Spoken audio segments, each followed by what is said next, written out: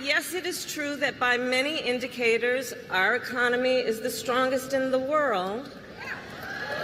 But while inflation is down and wages are up, prices are still too high.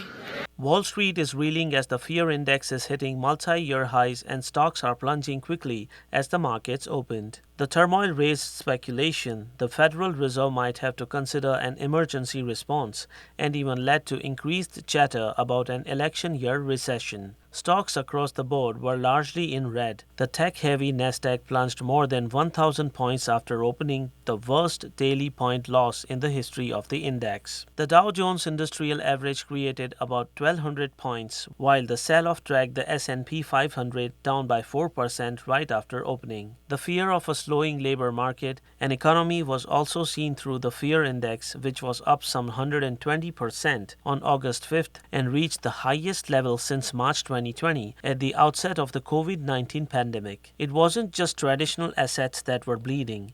Bitcoin and other cryptocurrencies took a major hit as well. Also, the Japanese stock market crashed, closed down more than 12% and notched its biggest daily point drop in history. Additionally, oil prices fell. Former President Donald Trump has responded calling it the Kamala crash. A recession would be a worst-case scenario for Harris, as Republicans would undoubtedly blame the Biden administration and Harris for the downturn. This is bad news for Vice President Kamala Harris's campaign for president. Any bad economic news will hurt Harris, given the economy is the #1 topic on the minds of voters.